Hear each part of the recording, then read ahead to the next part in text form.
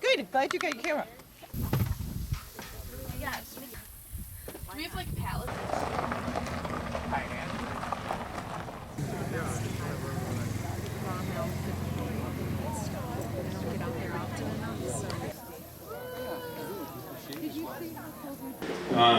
Thank you all for coming to the second annual Poopapalooza.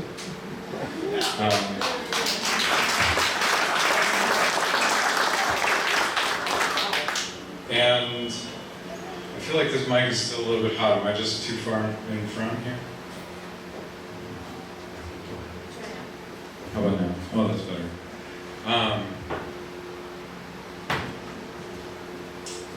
I guess I wanted to start, before I introduce myself, I wanted to stop for a second and pause and ask us all to pause for a moment in silence and welcome in the memories of the native people who used to own and steward this land, and all their ancestral wisdom. They used to maintain this land in good health.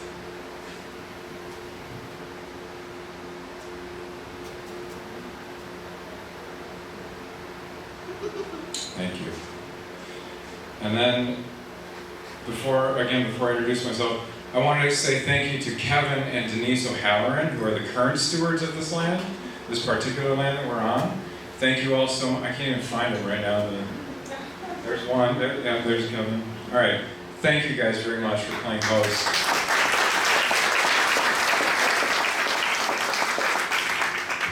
And once we are done holding you captive, there's going to be food in the back. And we wanted to thank two organizations that really helped out with that. The first we wanted to thank was Delafield Brew House, and I believe that there's somebody here. I'm going to scan until I find you. There, I see you. They donated the root beer and they biodegradable cups for us to enjoy tonight. And then Good Harvest Market, who gave us a break on cost to supply an organic potato buffet back there. And I don't think we have a Good Harvest rep here, do we? But let's give them a round of applause, even though they're not with us. So my name is Chris Guchenritter, and well, first of all, the group that's putting this on is Preserving Ixonia's Countryside. And this group is interested in raising awareness at a community level of what's going on in our backyard with regards to agriculture. It's a group that is really focused on education, educating the community, and bringing people together at events like this to share food, share discussion, and really inspire a conversation, I think, more than anything else, to bring everybody together and let the community know that we're all in this with each other. So my name is Chris Guchenritter. I am just some guy talking at you. No, I was the founder of Three Brothers Farm, which is about 7+ miles east of here on Highway CW. It's a regenerative farm. And we are focused on using our agricultural practices to regenerate soil quality, soil health, and do that in an economically profitable way. And I'm going to leave the discussion of some of the technical stuff of how that happens to one of our panelists, Greg David. But suffice it to say that when we took over the farm in 2011, we converted, with the help of a local organic farmer, we converted 100 acres of rotational soybean and corn into pasture-based grazing, rotational grazing of animals, and we sell food to the local markets. We've got eggs at Piggly Wiggly. We supply, I'm guessing, about 10 restaurants in Milwaukee, and we have direct-to-consumer sales from our farm of both eggs, meat birds. We have lamb every once in a while. We just got done with pigs, and we also engage with our fiber shed, which is a word I want to plant in all of your heads. We engage with our fiber shed by breeding sheep on our farm specifically for their wool, and we strive to sell that to local weavers as well. Aside from that, I'm an environmental attorney. I work for organizations that focus on land conservation, specifically agricultural land conservation and farmland preservation. What inspires me to do that is the reality that right now we have, we as a country, and Wisconsin is a good microcosm of what's happening in our country right now, but we as a country are on the verge of a major land transfer. There's going to be more land transferred in ownership over the next 15 to 20 years than was initially purchased in the Louisiana Purchase. It's a staggering amount of land, and my question is, who's going to steward that transfer? Who's going to be the next generation of owners, and what can I do to engage my community to say, we want farms in our community, we want agriculture in our community, and we also want clean water, and we also want healthy ecology and healthy economics in our community. So how do we do that, right? So that's a little bit about me. We're here today to watch this film, which I have not seen yet, Right to Harm.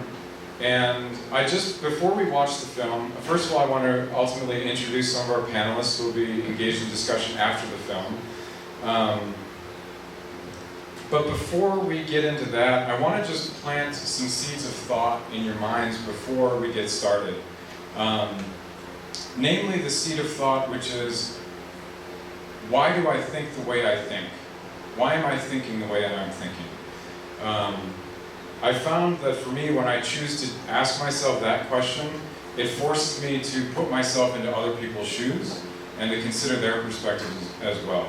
I, for one, it doesn't feel good to me, and I choose not to engage in the positioning of one side versus the other.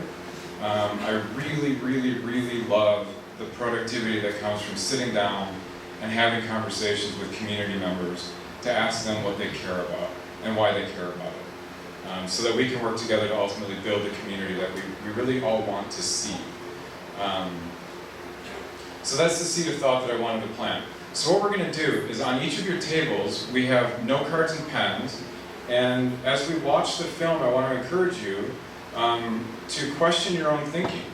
Is there something I'm learning for the first time? Or do I believe something that I'm hearing? Or do I not believe something that I'm hearing? Write it down. Save it. Because afterwards we're going to have panelists up here and we're going to encourage a conversation about some of those things. That's the purpose of those note cards and those pens. Please help us create this conversation by engaging with that. And I guess without further ado, I want to just ask our panelists to just kind of come up here with me. That's you guys, Sarah and Greg. And I want to start with introductions. Sarah Kenton, with spelling, my handwriting is as an attorney's would be, is a high school graduate. And she was part of Kettle Marine's environmental group called, I wrote it down, it's called ESCAPE, which is an acronym for Environmental Sustainability Club for Adventure and Personal Empowerment. And we invited Sarah to be part of the panel as a representation of the youth perspective. It's really important when we have these conversations to not just have current decision makers or facilitating these conversations, but engage with the people who will inherit our decisions. So that's what she's here for. And I'm going to pass the mic to her to give her own brief introduction. Hi, I'm Sarah Kenton. I just graduated from Kettle Moraine High School. I'll be attending the University of Minnesota Twin Cities in the fall. And like Chris said, I was part of Kettle Moraine's Escape Club, so that was, we did a lot involving the environment.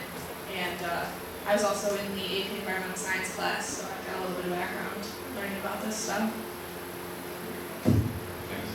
Thank you, Sarah. And then our next panelist that I'm going to introduce is Greg David.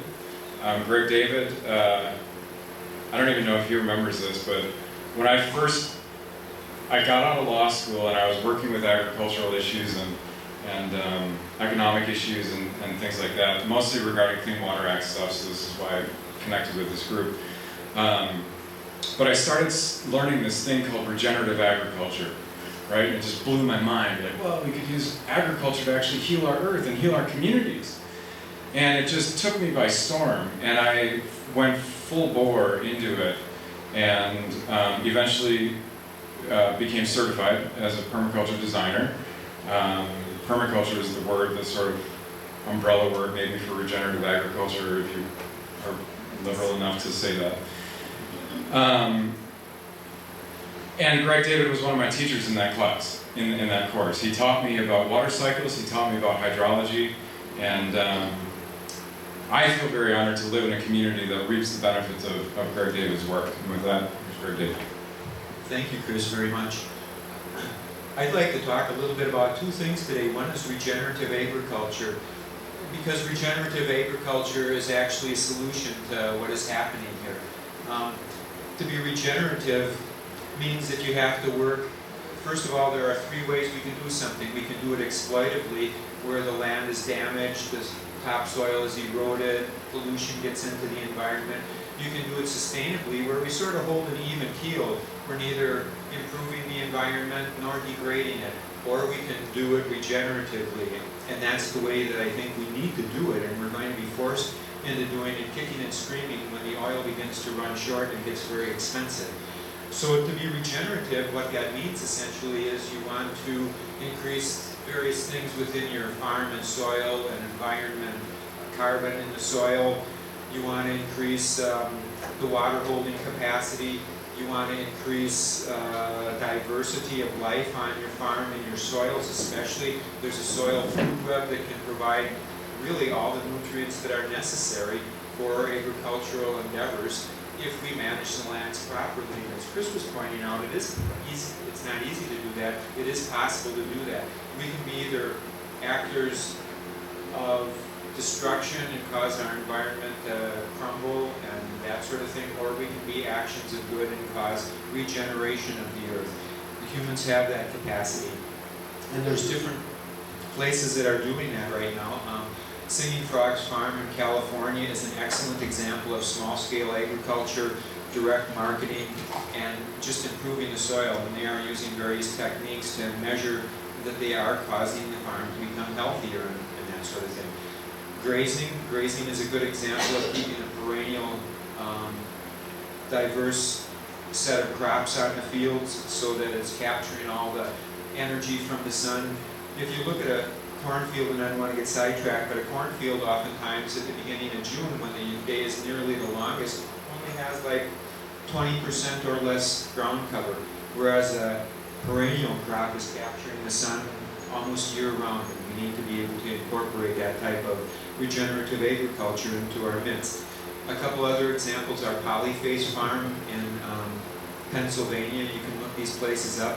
Polyface Farm grows pigs, cows, chickens, rabbits, does timber, and does it in a way that mimics nature. They study nature's system. They set up savannas that mimic nature's very successful systems, and then they harvest the surplus. And they live within the farm's energy budget as much as possible, so they're not doing lots of things on the farm.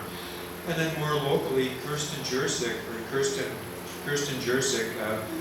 operator of Bradset Family Farms down near Palmyra, runs a very interesting grazing operation, and there are others. I just happen to know Kirsten and her direct marketing, as well as her management systems, and they put on seminars and things. But the other thing I wanted to talk about, so that's the regenerative part, is the farmers and the markets. And it is my contention that our politics is not so much driven by parties as it is driven by cartels. And these cartels are things like the banking cartel. You know, the banking cartel screwed up royally. What did we do? We bailed them out. They chose the people they were going to give that bailout money to. We didn't see a red cent of it. We have quantitative easing now that the banks distribute, and it harms the economy. We don't have a free market. a socialistic system for the rich and the powerful and the cartels, while you and I in this room generally operate on a capitalistic system where we actually pay for the price that the person is charging. So there's a great dichotomy in that. Another cartel that we have to deal with is the medical, industrial, insurance, pharmaceutical complex. I believe that is a cartel. And also the school debt, the way schools is being run. What I mean by cartel is an entrenched special interest that gets government backing in forms of subsidies, in forms of special treatment, in forms of regulations being written for them. It is actually a governmental and corporate series of models that blends together. And so what this does is it distorts the market. The farmers that we're not particularly happy with, they are trapped in a system not of their choosing.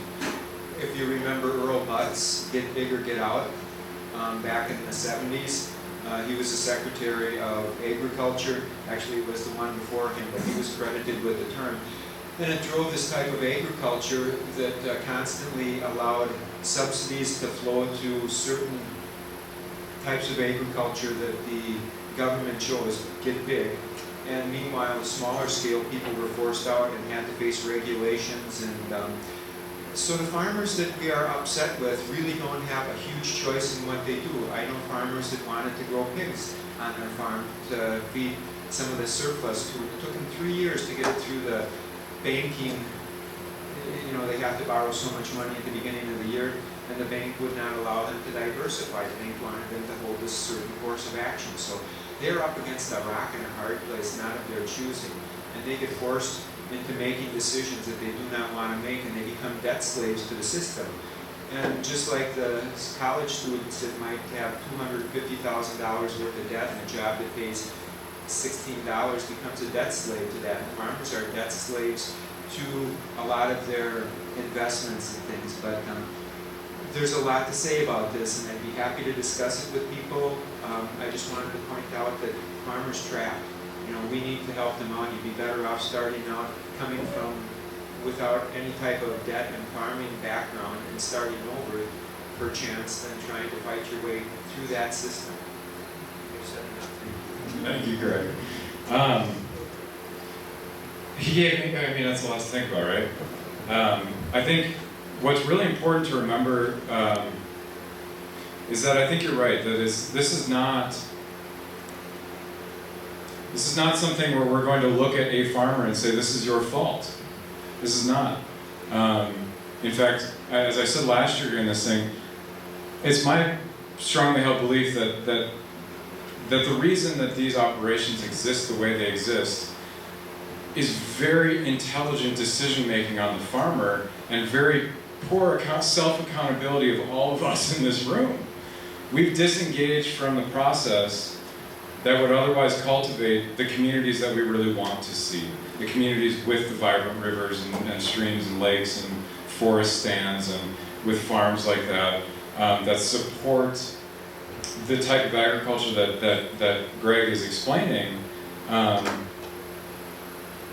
The communities have to step up and choose to support that. In order to do that, we have to engage in the process, right? And so my question is, have we engaged in the process? I can say for me, I haven't engaged in the process as much as I possibly could have. So for me, it's a question of personal accountability. I want to see something different, so I choose to engage in trying to facilitate something different.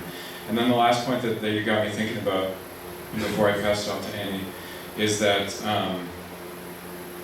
don't buy the argument that there's no economic alternative to what's going on right now. There is an economic alternative to the reality of what's going on right now. Unfortunately, industry is not going to admit that, not going to even acknowledge that this alternative exists. It requires us to think outside of the box and choose a different management system, right? So this is not, well, we need to reduce the number of cows on our farms. That's not what I'm saying, at least. What I'm saying is we need to apply a different system of management and decision making to the way decisions for our communities get made. Yeah, I think I'll just end with that, and we can carry on with conversation after the film. the next panelist is Annie Spiker, who's the co-director of the film we're about to watch. And I'm going to pass the mic to her, and she's going to introduce the film, and we'll carry on a conversation afterwards. So thank you so much, Annie, for being here and bringing the film to us and sharing this time with us. Appreciate it. Thank you. I'm excited to be here. And I'm glad we're talking about regenerative agriculture because I co-directed this film with my husband. And our first film was really rooted in, it was called Sustainable, it's on Netflix. We entered this whole arena through food and flavor and quickly delved into the landscape of regenerative agriculture, and that's what our first film is about. But as we traveled the country looking at regenerative agriculture, we learned about the problem of CAFOs out in rural America, and this is a problem that can't be ignored. We haven't talked about farming on a political level for our elections since the 60s, and that really needs to change. So we realized we needed to make a film about it because honestly, we want to live out here. And we live just outside of Chicago in Evanston. We want to live out here where you all live. It's beautiful, but something has to change, you know, and hopefully this film's a part of that. So I think you're going to like it. I hope you learned something. We're all around afterwards for question and answer, so I think we can get started. Thank you.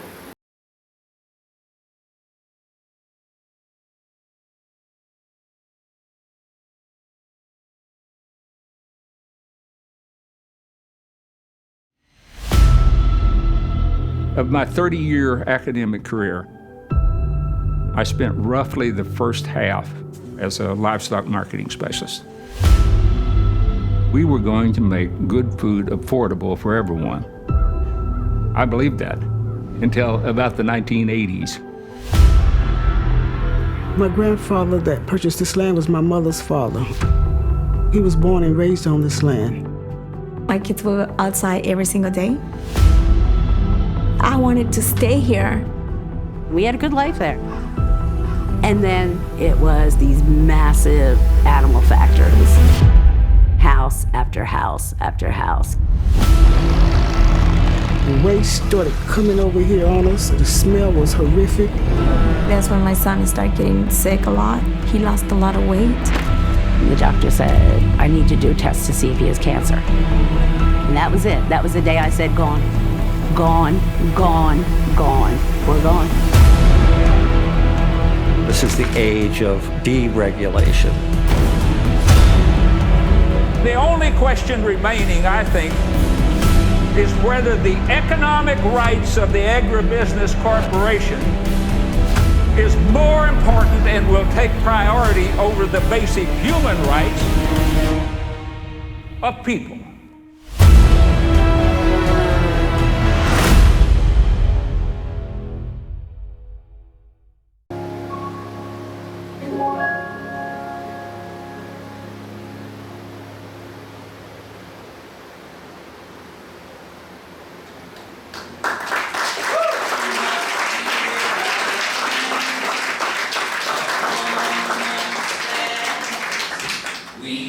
And this is a resolution supporting local control for livestock sighting. The film referenced most recently the 2018 Farm Bill, and in that Farm Bill, it further eviscerated the ability of a local community to develop its own regulations regarding sighting of livestock operations. And the resolution that's back there, for which she's collecting signatures of support, is asking state legislatures, the state legislature in Wisconsin, to restore that local control. In the film, you saw them frustrated that they were basically regulating without any science behind it. They were making rules without any justification behind it. And that's what happens when we don't have any control over our democratic process. So, yeah, very good. So now's the time. So anyway, so to conclude that, we need signatures of support on that resolution before you leave. That would be awesome. And with that, I think we'll go to panel discussion. Let's ask these folks some questions. Pick their brains. If you're not going to start, I'm going to start. Go ahead. Well, my wife just went out and bought a pack of 8 chicken breasts for Piggly Wiggly. About a month ago, we got them out in the freezer today, and they were very reasonably priced. We got them on sale. So, I mean, we're all addicted to food being cheap. Is that part of the problem? Who wants to field that one? Can you repeat the question so people... So yeah, the question is, are we addicted to the, I mean, okay, I'll try to reframe it less facetiously. He was referring to the low cost of food in a supermarket today, and how we can go and buy at an astonishingly low price food and keep it in our freezer. And the question is this part of the problem, that we are accustomed to the food pricing as the way it is right now? Is that fair representation? I can answer some of that question. So, part of the reason the food is so cheap is because that's how the system is set up. If you have a system that's set up for a different type of for a different type of food production, then it can be almost as cheap. John Iger's figure is like 10 to 12% more, which if you look at other countries, the majority of other countries are spending a larger portion of their income on food than we are, and we're spending a larger portion on our health insurance and health-related costs. So it's a very big question. People, I'm sure, don't want to spend more. They won't have to. But the problem with the chicken breasts is there are only so many USDA processing facilities in a community or a state, and so there's nowhere for small farmers to get their food processed. So if we just use our brains a little bit and create a different system, it doesn't have to cost that much. Like Greg has his own USDA processing facility. This farmer at the end, he has his own, he has to pay for it, and it'd be great if there were other farmers in his area who were doing the same type of practices that could contribute to the cost of that. Go ahead, Greg. I agree with that comment 100%. But I would answer your question differently. I would say that food is not cheap. You are just in a position of privilege to not have to pay for the true cost of it. What has been discounted by the economists and the cartels are all the environmental pollution, the things that everybody is here talking about today. That food really costs a lot, but because it has been, those prices have been discounted, we, you, myself, everybody in this room are in a position of privilege, and we can buy and eat that food for pennies on, really pennies on a dollar. How does that make you feel, being privileged like that? It's also subsidized quite heavily through our taxes. So the animals, for example, because we're talking about animals, they're raising their own crops. A lot of the capos are raising their own corn to feed their animals, and those are all subsidized by the government, so the cost of the meat is cheaper for the farmer to produce, which is then cheaper for you to purchase. How about another question? Piggybacking on that, can I ask, to what extent are migrant workers producing the bulk of the labor, which again is also making the meat cheaper, right?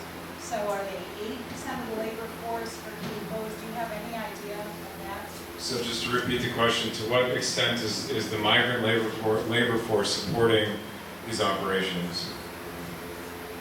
I don't know the figures, but I know it's extremely high. It's extremely high. It is a very, very, sorry to interrupt. No, you might have a better idea. This is a very, very real social justice issue, and this is a social justice issue that we don't see in our community the way you see in North Carolina or in Alabama or even in Texas and some other places. But let me assure you that I would just venture to guess that probably 90% of the employees at the factory farms that I've been at in southeastern Wisconsin and in the surrounding area our migrant workers, our immigrant workers, and whether or not they're I can't speak to their legal status or whatever, but I also have experience of touring factory farms and asking the question of where does that door go, and having the response be, we don't talk about that. And if you've ever been, I don't know if anybody's ever experienced being in a factory farm when there's no animals and no people there. It's pretty eerie, but I enjoy that.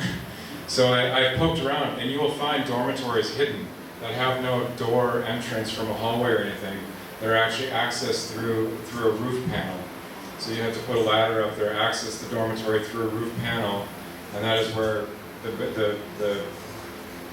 the laborers who aren't fortunate enough to be able to afford outside living tend to stay. I do also have a couple comments about this issue with the migrant labor. Is a lot of times the CAFOs will move into communities and promise good jobs for the people living in the community, but they're not jobs that people really want. So it does end up going to the, whoever is desperate enough to take them, and the turnover, especially in the processing facilities, is like months. It's months. And one little anecdote about the Arizona CAFO with the chickens. They are, the labor force in that facility is all inmates, because there's a company that organizes this with the local prison, that the inmates work in the facility. The company takes the minimum wage and then gives them like a certain small percentage of that. So the company makes money, then inmates make like $2 an hour. Which is a good wage for an inmate. And everyone's happy, right? Is this CAFO problem in any other country, or are we the only ones who do this? That's a really good question. Is the CAFO problem in any other country, or are we the only ones who do this? It is being exported. We export a lot of our economic theory to third world countries and other places. So I know some of the better producers, CAFO producers in our county have traveled abroad teaching this type of agriculture to other countries. So yes, it's being exported. The thing, I like how you framed that with the we're exporting this model, because this without going too nerdy on you, this is like when I study this situation, I look at this as a form of almost like late stage cancer, right? These are growths in our community that are growing for the sake of growth. That's what cancer does. And again, this is not to place blame on the people making the decisions behind it. They are responding to an economic reality that puts them in a position where they have to choose, do I put food on my own table for my family or shut down the farm, right? And so the question is, are other countries doing this? And I would posit that if they're adopting a economic system that is structured to provide socialism for the rich and capitalism for the poor, this is an inevitable iteration somewhere down the line, whether it's prisons for profit or industrial farms or these. I'll stop there. I got kind of a question and kind of a point. This CAFO thing may be something that we have here, but the original idea, I suspect, could have originated possibly in the Soviet Union when they called them kohos. And that is where all the concentration was, with the labor, with the farming, everything that they did was run by the government and the so-called kohos, which is similar to what we now are trying to use here, and we call them CAFOs. Thank God the government is staying the hell out of it. Well, I'm not so sure the government is staying out of it. Yeah, but to that extent. No. I would love to show this film to every person I know. How can I find this film to show? You know, we're working on distribution. If you could send me an email with your sentiments, I can potentially pass that along to potential distributors. It's either you can send it to me or my husband Matt. It's Annie at hourglassfilms.com or Matt at hourglassfilms.com. And the website is hourglassfilms.com, right? That's our website. The Go to your- film's website is righttoharm.film. How about a question towards our youth representative? Perfect segue. So I want to piggyback off of that. So I'm glad we can help get it out there. First of all, thank you for a beautiful film. Really difficult subject because it's so wide and deep, and you did it beautifully. Thank you. There were so many great points made, and then the characters that you focused on, rock stars, right? I mean, and the fact that you were all over the country showing that the problem is at Crest, awesome. The question is that most of us, not all of us, but most of us in here are neophytes in social media and getting the word out. So what is your advice to all of us? Because this room there should be people standing for hundreds of yards trying to get in here, right? And that's not happening right now. And the high majority of the people in the film were those that are living a rock's throw from these farms.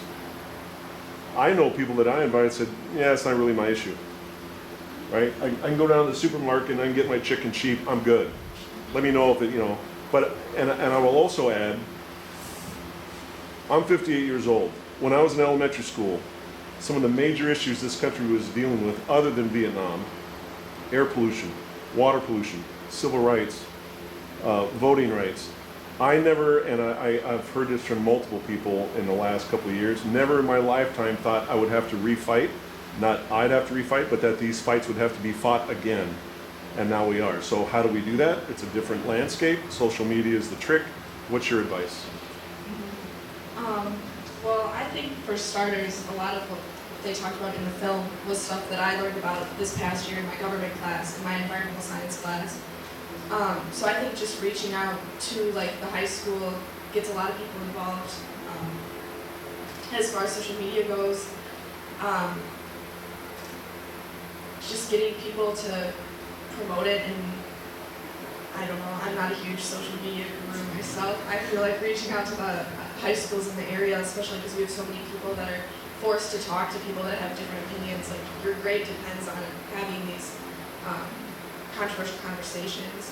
So people are exposed to a lot of things that they wouldn't normally think about. They're not as isolated in their own world, so they're more exposed. And if you reach out to the high schools just to get the conversation started,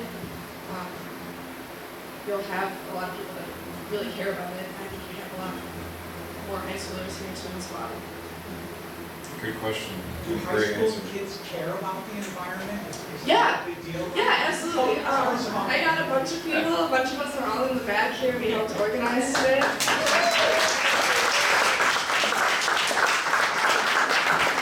I know me and a couple other girls have been learning about climate change and the environment and things that are happening in our world since we were in kindergarten and first grade. So I know this is a hot topic for a lot of us, and a lot of us are really passionate about this. And you're about to vote. Hopefully, you better. Yeah, no, you will be voting. One of the things we often hear is, that the larger factory farms have to compete, but yet there's a lot of export. So I'm concerned about the fact that we have pollution in our areas, and then other countries are benefiting because of that pollution. And I don't know how really we can address this, but I don't think we need to be, I know it's a trade issue and economic issue, but we really need to exporting all this food and food and Yeah, so, see what I'm saying? yeah, I see what you're saying. I'm trying to, let's reframe the question so everybody can hear it. Okay, I guess the question would be, do we need to be exporting this amount of food to feed other people, right, and therefore bear the environmental costs within our community. And before I pass it over to Greg, there's this theory of externalization of cost, right? And man, I'm thinking back to like day one in environmental law right now in school. But I had a professor, David Firestone, who wrote a book specifically about externalization of cost and how that really drives corporate industry. The money spent on deregulation of polluting acts or pollutants has a huge payoff for them. Investing in cutting regulations has a huge payoff for them. And I think so there's that question. To the corporations that are driving this, they see communities like ours as sinkholes for those externalities, those costs that they don't want to have to bear. So that's that. Greg, what about feeding the world, the argument of feeding the world? Do we need CAFOs to feed the world? We certainly do not. There are examples of agriculture where production per acre is many times what conventional agriculture is. They're usually polyculture systems. It's not just a monoculture. But there are systems like Singing Frogs Farms was bringing in $100,000 an acre. Vegetable farmers that we interviewed once from Edmond, Alberta, were bringing in $160,000 per acre, farming the backyards of people in the city of Edmonton. So there are, Joel Salatin, another one, Alan Savory, going to third world countries, taking desertified land and turning it into lush savanna again, exemplify methodologies that actually work. So it is a myth that we need capitalism and export. Having said that, the point that I wanted to make was all this is possible because of cheap energy. When cheap energy goes away, the capitalists will fail, a lot of other things will fail, but globalization will also fail. Globalization is an incredibly inefficient matter when you consider anything besides money. If you consider the energy input to transport things back and forth across the globe, then globalization is a huge failure. John Eichert taught me this. We did a couple of book studies of his books. And he talked about how everything we do involves energy. Whether it's the hat on your head, the shirt on your body, the house that you live in, the car that you drive, the food that you eat, just about everything that is done is emails that you send, as it was in the news last week, right? Yeah, everything is based on energy. And the price of energy has been kept artificially low for a long time. But there are enforcers of the price and the availability of energy. And so far, the political and economic systems, look at what has happened to our economic system, funding things like the fracking and funding cheap energy. That can be contrived and connived for a while longer, but Mother Nature bats last. And I don't know if any of you study peak energy, but peak conventional energy, that is things that you don't have to frack, things that you don't have to burn out of the earth, things that you don't have to dig up from Arctic conditions, things that you don't have to extract out of 3 miles of ocean before you drill through a mile of crust. Those are unconventional energies, and those are in the process of peaking right now, especially things like the fracked fields, the oil sand. The oil sands will probably be there forever. But what is happening is the cost to extract them is much higher than those conventional fields, and we can expect the price of energy to go up as those unconventional sources of energy fail or become too expensive for us to do. And so then we will see a change, and it won't be so easy to have a CAFO, and it won't be so easy to export our wares across the world. And we'll turn to a local market, because ultimately, being ultra-local is going to be part of the solution to this problem that we face. I sense we've got 2 more. Let's go to Sarah first. Just adding on to your point about globalization, really. a lot of what we talked about this past year in my AP Environmental Science class, we did talk about agriculture, and a lot of the agricultural practices practiced by developing and third world countries are not sustainable, simply because it ruins the soil. What happens is called desertification, so all the nutrients are gone and you can't grow things anymore. But if we take the time to teach people how to sustainably grow food and farm, then you don't need chemicals and big industrialized corporations to feed the world. You just have to teach people how to do it. Bingo. I have a couple points about feeding the world. First is, how many millions of gallons of milk have we been dumping, and how many millions of pounds of cheese are we storing? And has anyone heard of chlorinated chicken? This was brought up to me recently. I had no idea what this was, but my friend from South Africa was staying with us, and he said that the US has been trying to sell their chicken on trade agreements to Africa and various countries, and people didn't want it. And I mean, this is a third world country, and they boycotted KFC for a long time because they were like, we do not want that chlorinated chicken.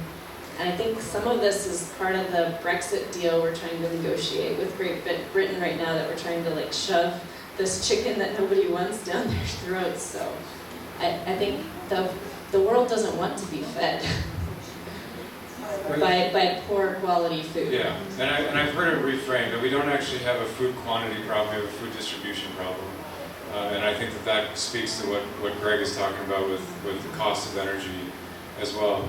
But spot on, Sarah, we got it, like, that's what we have to do. And unfortunately, we don't leave it up to these mega foundations that are out there either.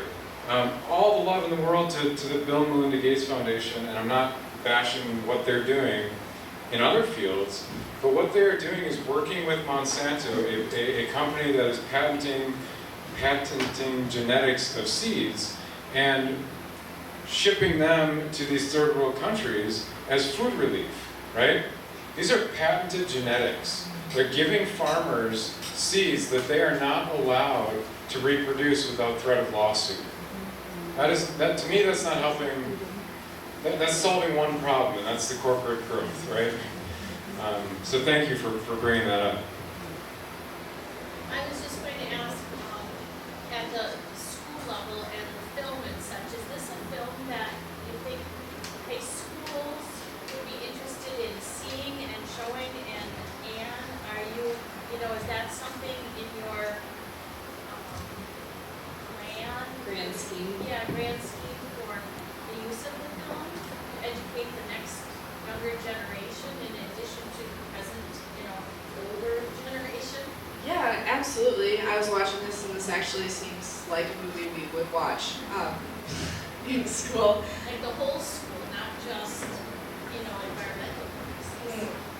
I think that would be really beneficial for everybody to see, especially because environmental science, like, that's an elective class. Not everyone takes it, obviously.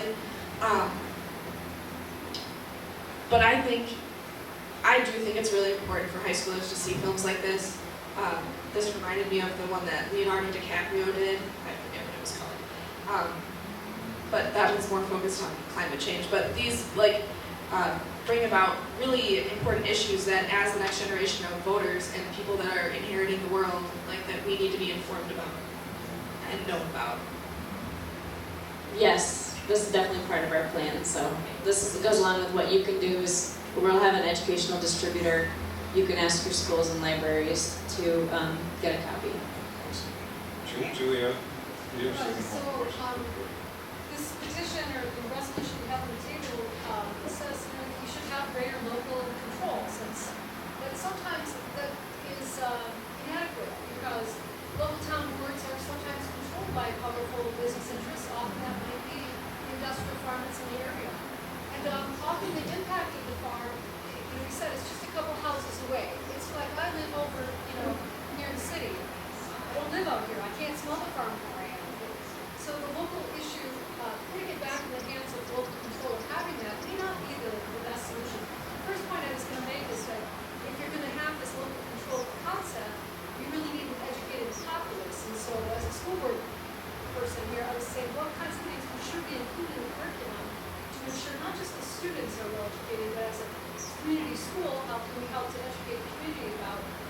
that might affect their local environment.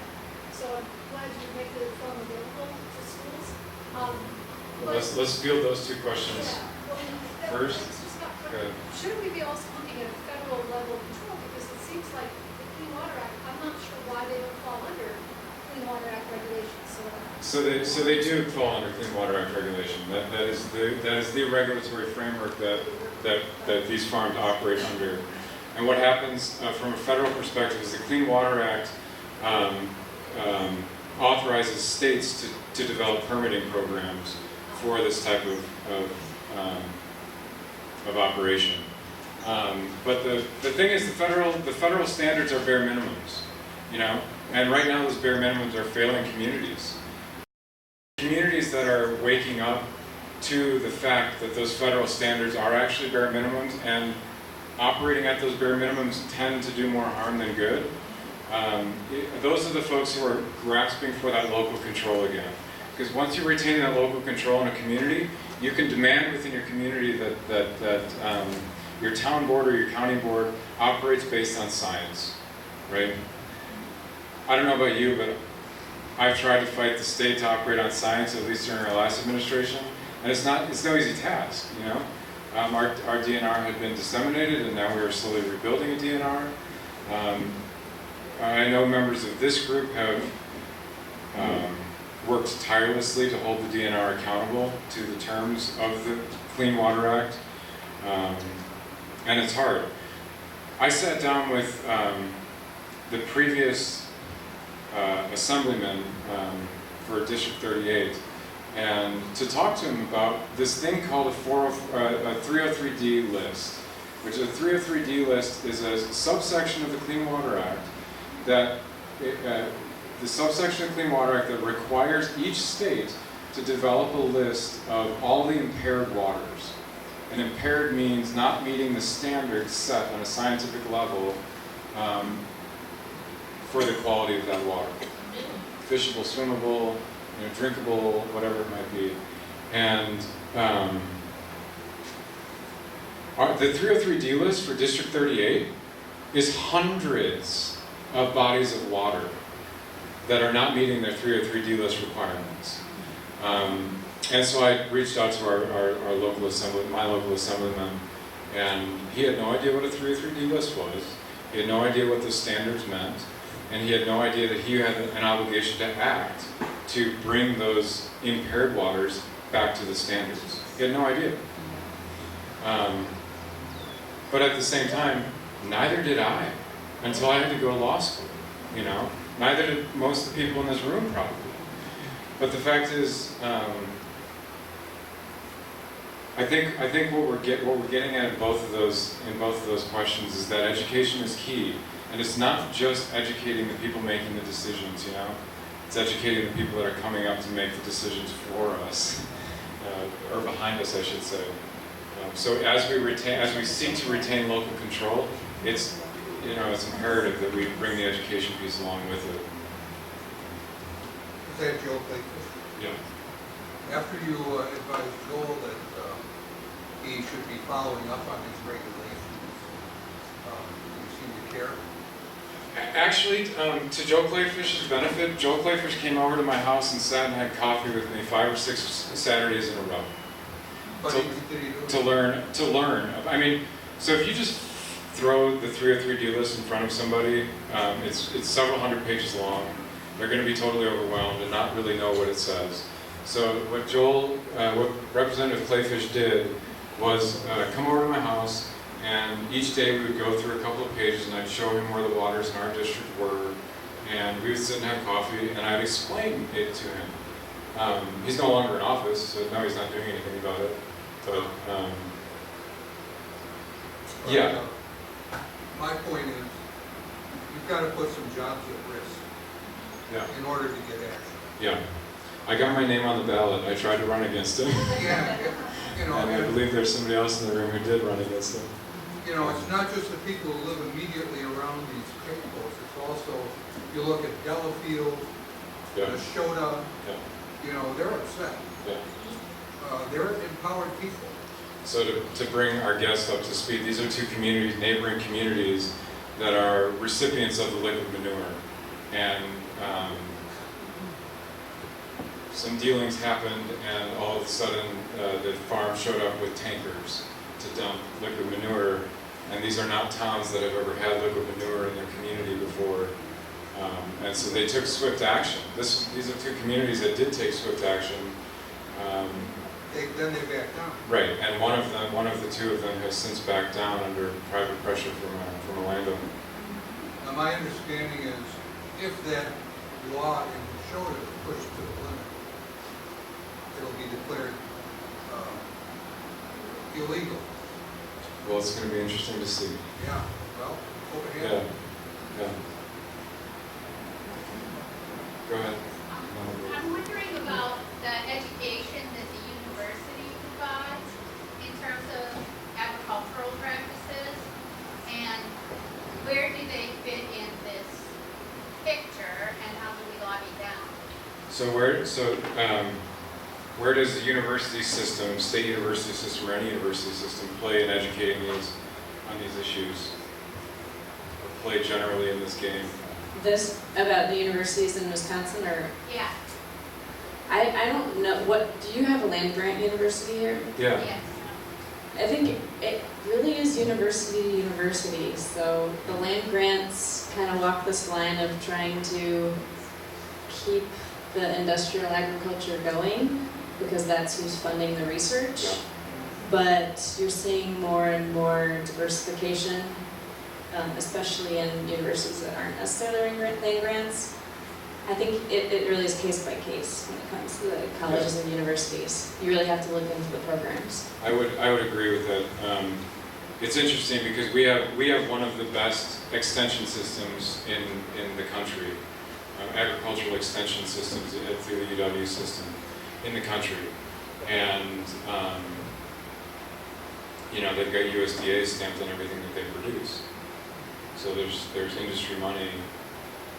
Although some of the agriculture practices with no-till and making sure you have like riparian buffer zones so that the runoff doesn't get into the waterways, I think these are things that have been in the general knowledge of farmers for a long time. They're just now starting to make those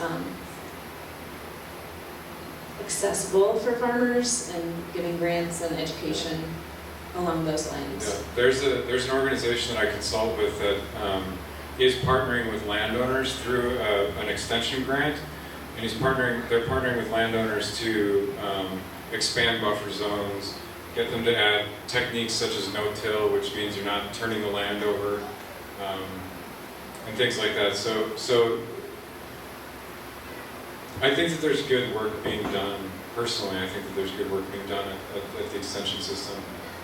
And just like any bureaucratic system, it's slow to respond to the reality of the situation. And what's the Farm Bureau? Not willing to speak for the Farm Bureau at all. I did want to make a comment on the university system, though. They do have an excellent program called the Center for Integrated Ag Studies that was helpful on our farm when I ran a CSA and bringing interns, college students in to intern at the farm. And some of the professors came out and got their hands dirty in the ground with us. But I'd also like to say that we're seeing much more partnership between the universities and for-profit organizations and corporations, and that skews a lot of what comes out, a lot of the research, a lot of the focus of what the university is going to focus on, and I think that is a dangerous thing, personally. Kevin, did you have a question? Yeah, so yeah, the education thing, yeah, show it in the high school, show it to all the high schools. That sounds great, but I'm very concerned you're going to try to do that. And have you, Annie, received pushback yet from like CAFO organizations?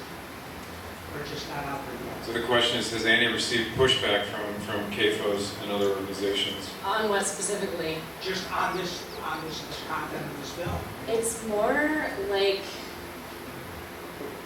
being blacklisted. So they really don't want to touch it or address it, but I can tell you that we tried to have a screening in Raleigh, North Carolina, because that community still hasn't seen this film. And it was going to be at a public venue, and everything was peachy keen fine, and then like a couple weeks before the event, this public space all of a sudden was, we can't take sides on political issues and can't host this film. So I would just guess, and we have a school board person in the room, but I would just guess that that's probably going to be the challenge, to show this film in a larger than single classroom, scale. All the way in the back, Mary. All right, point to whoever, somebody. As a university student, you said that they were pushing the industry really hard, but as every single class I sat there, it's always they're pushing, yes, we do get, companies that come in and they will give us equipment to use, but they're pushing family farms, and every single class I sit there, no matter what it is, they're saying, okay, how can you come back and bring us to your farm? So I do agree with that, but also, I feel like it also starts at the high school level. Yes, we do all these ecology classes and stuff, but I would like to know what more is being done. As an agricultural education major, I right now have a 100% job placement within 2 months of graduating, because right now, in Waukesha County alone, we only have one agriculture program that is at Cornwall High School, so how can we combat that? Yeah. Bring that into the classroom. And before I pass that question along, like Marge is an amazing human for sticking it out and fighting the fight to keep agriculture in Oconomowoc District. She's ready for me to graduate. Well, please keep fighting to keep it around and keep fighting to keep that land that you guys have for your agricultural program in the school district. Nod to you over there. Pass that one off to you guys. Right, can you reframe the question? What more can we do at high school? Yes. What more? Programs in, because there aren't a lot. Yeah. So how can we build more agricultural programs into our high school? How's that for a reframe? It's getting into education reform right there. Yeah. Right? I mean, how about this? Can you imagine a way off the top of your head as to how we might be able to bring more awareness to these types of issues and agricultural in general to high school students?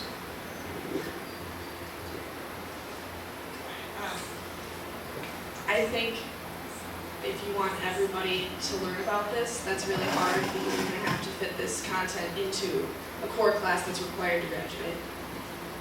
So I feel like the easiest way to do that would be to incorporate some of this stuff into like a government curriculum, because we did talk about like some agricultural policies in the government. But I don't think you can like force kids to take an agricultural class. No, but I will say this. Yeah, perfect. One of my children goes to school over at Lake Country School, and there's a dairy farm not too far away, and every student at the school takes a walk over to the red farm, the dairy farm, for a tour. Every single student has been exposed in some way to agricultural practices. I don't know that a Commonwealth does it. It doesn't have to be high school kids. You can begin at the elementary level with having a community garden, having younger children understand where the food comes from. And it doesn't have to just be older kids working on a school farm. So incorporating that in a cyclical way in the curriculum from the beginning, up until these government classes where we're talking about ag policy. And maybe the best thing to do is to be all inclusive and have the people in the area open it up and let the children see what it looks like. And maybe they can make their own decisions about what they want to cover. To just piggyback off of one point of that statement to you is, how was it going to these farms and trying to get the footage that you were looking for? Did you find struggles? How did that go down? Paint that picture a little bit. So, well, very early on we decided that there are enough films showing the insides and and we really didn't want to distract from the human rights issue and make it an animal rights issue. I mean, that's very much a problem, but there are other films that cover that. So we weren't trying to get inside. But it really varies from state to state. And Wisconsin was somewhere in the middle. We always stayed on public property. Occasionally people would pull over, ask us what we were. Actually, we were tailed. There was a portion that we had edited that we actually took out, that we were being tailed for a while up in Wisconsin. the most difficult state, and then Arizona, nobody cared. No one cared in Arizona. But North Carolina was the most difficult state. And that was like the sheriff pulling over and saying, what's going on? And the particulars about that were the drone shots we used, that they're really, really specific flight regulations for the state of North Carolina that they put in place. And you'll notice those shots are from a distance because we had to fly over public roads and not over property to get those shots. And then in Iowa, I think somebody may have tried to, I don't know, it was a warning shot, but we actually heard gunshots flying the drone in Iowa, so. And one note about getting this in our educational system is I'm married to a curriculum director in a local school district, and I hear all sorts of horror stories about trying to meet state standards and adjust curriculum to meet those state standards, because a lot of the government imposes their will when it comes to not meeting state standards. And so it's a very difficult thing to do. It's not like you can just take this and say, hey, put this in your curriculum. There's a lot to it, and it's a difficult thing to change. It's another hard nut to crack, quite frankly. I just have a comment. Based on what I understand, the regulations for the local and the county and other agencies that try to control CAFOs, they're losing that ability to control it. Can you take another avenue and say those same local people make regulations to force people to live on or near the CAFO as part of an educational process for those people? Force them to drink the water. You can't control the CAFO, but can you control the people who control the CAFOs?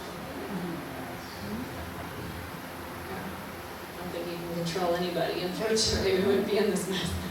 I'm imagining a very slippery slope of who we're controlling and what we're doing beyond there. I like the people who go to public hearings and say, you want a glass of water? Yeah. Or Naima's example where they brought the manure lagoon to the state house.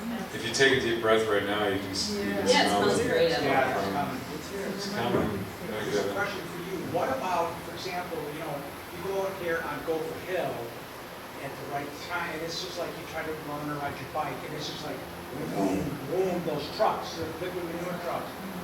What about regulations that would say, you know what, you are going to have to pay for this road, a disproportionate amount. Why should all of us pay for that with our taxes? Yeah. What about that approach? So yeah, I mean, you hit it on the head. I mean, that's one of a small handful of what I would call kind of low-hanging fruit options that the communities have to start fighting back, right? And the problem is, who's got to approve those decisions, right? I think that's kind of the I'm looking for people who are nodding their heads that I've seen work on this here. That's kind of the approach that this community has been taking, using fee structures regarding road use is one of them, and it meets resistance. It meets resistance as soon as it meets the people who need to give it a nod and pass it. So. I mean, here's one strategy I like. I like resolutions. I like resolutions that are proactive and productive instead of restrictive and constraining, because I've seen really amazing examples of how otherwise closed-minded, I'll call them closed-minded communities, have come together behind resolutions visioning the future that they want, right? You can use language, creative language and resolutions to create a vision of what your community wants. This resolution is really nice because it has in it a vision of using reasonable science, I can't remember the exact language, but reasonable science and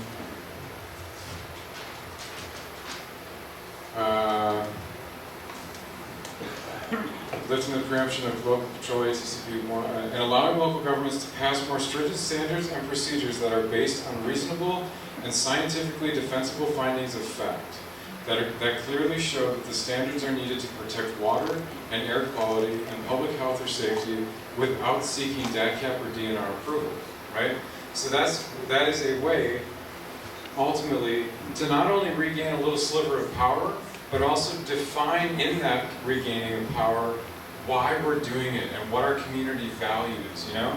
And when you string together some of these resolutions, similarly phrased resolutions, you start to actually paint a picture of what your community can look like, you know? Another example, we've already talked about peak oil, but another example is communities like Shorewood, north of Milwaukee, that passed resolutions that defined how they would be stewarding their yards and land. And that is basically an organically managed community. I mean, they're not restricting necessarily what they're doing, but they're setting objectives for what that community wants. And to me, that's, you know, I guess I spent a lot of time like fighting. And it feels really good to lean over on the other side and be building something new. You know, be building something that I do want to live in. So, any comments on that? And that's regenerative farming, right? That's what we do. Go ahead. So, talk about regenerative farming, but never really have that in the framework of capitalism, like private property rights, not personal property, private property. Like, you know, one multinational corporation owns all this land, but really it should belong to people not, because they can live on this property. Yeah. So, my question is, do you think, you know, really solving climate gap, desertification of forests and whatnot, can solve the framework of capitalism? Say it one more time. Do we think that? Yeah. I'm loving the premise that you laid out there. I love the sound of my own voice and talk so much. No, it's just the fans and rather than the back of the room. But these ships Americans, what they say, some of these unusual language ships, read the destruction of the college and read the story of the incest destruction in Europe and all this stuff. Like, sure, we get rid of cave photos.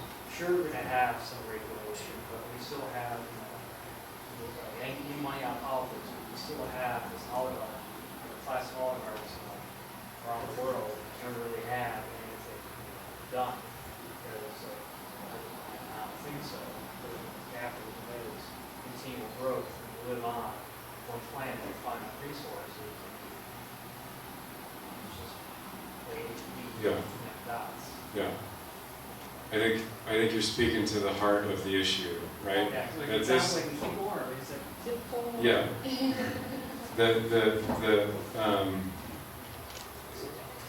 If you read John Eichert, the guy who's in this film, read some of his work, and you will explore that question. You know, you'll explore that question. And Chris, could you basically, how can you use the land to benefit the good of everyone? Yeah. Except the reverse of the more negative side of that. Well, no, I mean, he's making the suggestion, I sense that you're making the suggestion that, or posing the question of, is fighting factory farms going to do what we're looking for it to do? okay, is it enough or is it just another half? Is it enough or another half measure? And he's talking about the fact that this might be a manifestation of a symptom of the capitalist system. Maybe is that fair? Or are you just trying to say that as long as this land is privately owned, that the people who own the land are in control? I guess actually both work. Yeah, it's all the same, two wings on the same bird. Yeah. You figure out how to fly it. Well, I think one of the worst things that has happened to our country is the lack of diversity that has come out of the end of slavery. And, you know, everyone was promised the 40 acres and a mule, and then that completely fell apart, and a lot of the African Americans were chased out, and now we see even more people being chased out of rural America. I think if more people were out here on the land, we'd have much more diversity of thought and more moral applications of our land use. You know, you posed a rhetorical question. Would you take a microphone and say, what, do you have a solution? Do you have an idea? I mean, I'm curious, I'm quite good. So, Take a microphone. Yeah. And what's your name? my name is Chase. Is this too loud? Louder. All right. So, like, when talking about, sorry, I'm new to this. I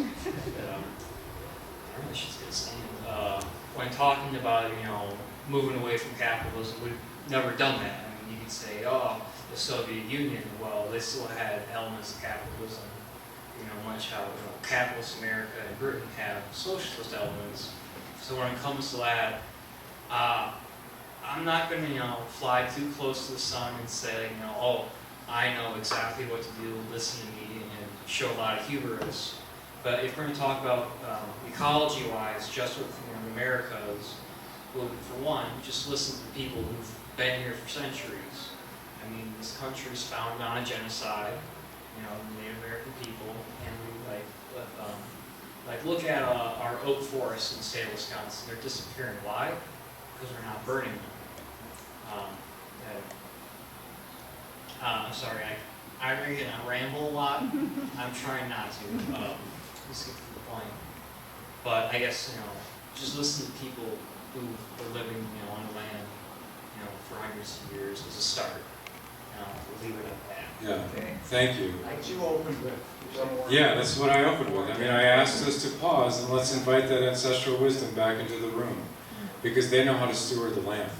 We know how to abuse the land and exploit it. Just at a meeting not too long ago, you said something that was very profound, but I only heard it once and therefore it didn't stick with me. Something about, I asked the question, why is it that smaller family farms don't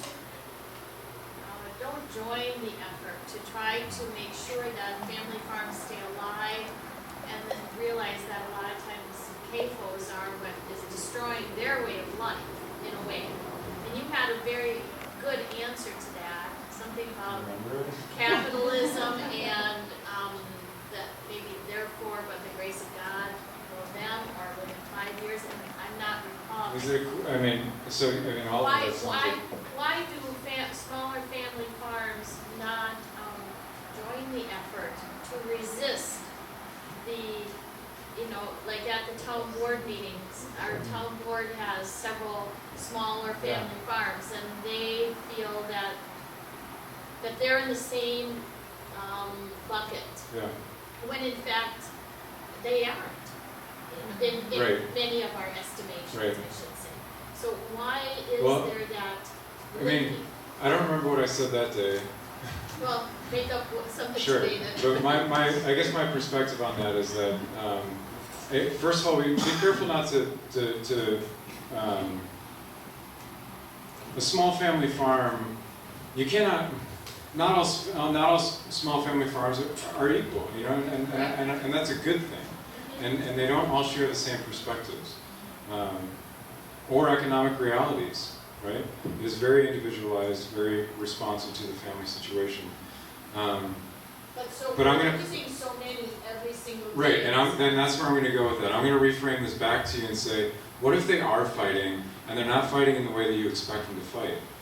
How are they? Farming, tending the soil. They're trying to keep their farms alive. So, I know the number of older folks that I'm like tearing up, the number of older folks that I have seen out, even in our area, in Waukesha County and Jefferson County, that are out there trying to make ends meet on 20, 30, 40 acres. Can you imagine doing that 70, 80 hours a week and then showing up at your town hall meetings to make sure that that's crippling. And so that's why when I shared last year, I really hoped to impart the, and I still do, and I really hope to impart the choice that we can make to try to put ourselves in their shoes, Because the farms that were once a 150 head herd and are now 3,000 head of cattle, they've had to make some killer decisions. They've had to make some really hard decisions along the way. And furthermore, the last thing that I'll go off on this rant on is, do you eat? You eat. And does everybody know Wendell Berry? Eating is an agricultural act. Eating is perhaps like the most important agricultural act. If we don't eat, it doesn't go. The thing doesn't go, right? Literally, our body doesn't go, nothing goes. And so, if I eat, I ought to be fighting for those farmers, you know. In that sense, if you've studied any permaculture, you've probably heard the phrase "everything gardens." We're all gardeners, you know, and it's our job to defend the right to garden in a way that sustains our communities and sustains our bodies and our spirits.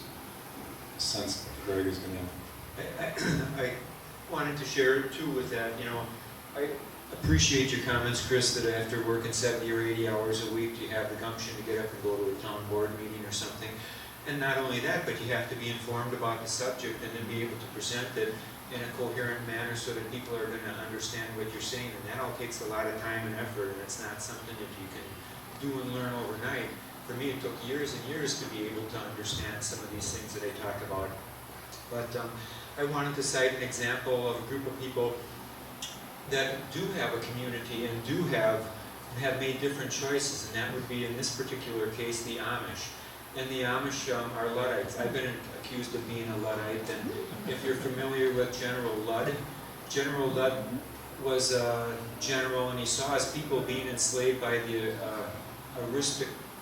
aristocrats of his time, who brought in milling machines and loom machines and things of that nature, and turned people into serfs, essentially. And he led an uprising, and they didn't go out and smash every single piece of technology. They went out and smashed the things that were enslaving the people.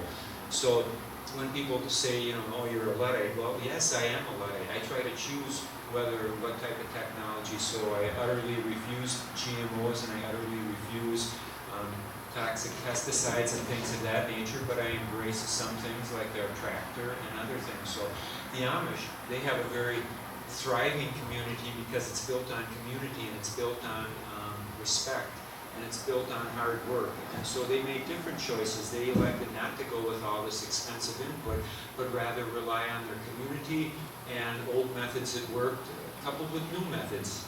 So it's part of the choice that each individual has to make for themselves, and it's difficult because there is a huge propaganda machine out there and there's a huge pressure machine.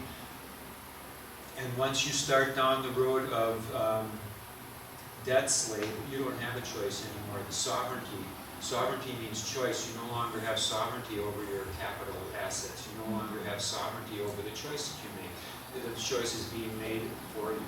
So it's a conundrum. It's a predicament. Predicament is really an unsolvable problem. And I think some of these things fall into that category, unfortunately. Can you guys hear me in the back? Yeah. So I just want to state the obvious, and that is, we don't live in a democracy, we live in a republic, and that means we vote for people who make decisions for us. We all know that. But I'm curious what the panel thinks on Elizabeth Warren's comment that the problem we had in Wisconsin for 8 years is that there was no referee, right? The problem we've had in the last 2-3 years is that there's no referee. So, and I saw that in the film, like, well, here's the EPA requirements, here's this, but nobody's really paying attention to it. We all have votes. We can vote with the food we buy. We can vote at the ballot box. So what do you think of that comment from the senator that we're just living in days where there are no referees? There are no referees. There's no umpires. I think that's pretty accurate, personally. Most of the referees have been bought out, eliminated, or replaced with industrial leaders, and there's a revolving door between most of the governmental agencies and cartels that control them. But I would disagree with your premise that we live in a democracy or a republic. I think we live in, I'm not sure what we live in, but when you look at the presidential elections, the hanging chads, the 4 years later, what happened in Ohio, the redistricting and gerrymandering that you see happening, campaign finance, super PACs, when you talk about super delegates that don't have to choose the way the people will talk, this is not a democracy or a republic. It's Moving towards fascism. Well, you know, Mussolini said, and these terms get thrown around all the time, fascism, socialism, communism. Mussolini called fascism the union of government and corporation. And I would propose that that's really what we have running this country right now, is a fascist, almost dictatorship. You know, there's all these weird blends. It's hard to bring distinction between one form and another, and it's hard to find definitions that everyone agrees with. But it's a frightening scenario. Did you have a follow-up to that? Well, Yeah. that's a very dark and gloomy, and I would agree with all that, but you think about the change that's happened in this country, a really simple thing. It wasn't very long ago when the tobacco industry controlled whether we smoked in airplanes. That's gone. The fact that Tony Evers, who can't give a great inspiring speech to save his life, and I love Tony and I've had him at my house for fundraisers, the fact that he beat Scott Walker, that gives me hope. Yeah. So I agree with everything you said, but the fact, it doesn't matter how many millions of dollars Murdoch has, I can still vote. Yeah. And he can't change my vote. And we can do more than that. We can go out there and we can attend our county board meetings and we can attend our town board meetings. I agree. And we can talk to our friends and neighbors and we can educate ourselves to do that. You know, I've been trying for a long time, and I think there's been success because I have people come and tell me that I changed their life. You know, I went on something totally different because of what I said 30 years ago. It's like, wow, that's impressive. So I agree with you. You know, we all got to pitch in. I like to say that in our country we have a lot of rights. You know, we have the Bill of Rights. It guarantees a lot of things. But with every single right comes an equal and binding responsibility. And if you accept the right without fulfilling the responsibility, then you lead to what we see happening in our country right now. It's up to each and every one of us to take the responsibility for the rights that we claim and do something about this. I don't mean to lecture, but I get excited about this. So it's 8 o'clock, and that applause is free. Great. I'm happy to stick around if you guys are, but it is 8 o'clock. That's when we said this thing would be wrapping up. And I think as an honor, as a respect to our hosts, we should GTFO. How about a round of applause for Annie's son, who... Yeah, go Henry. Yeah. Henry, you're a star. You're going to change the world. You should take this show on the road to all the preschools across the country. So thank you so much to all of our community members that came out tonight. That deserves a round of applause.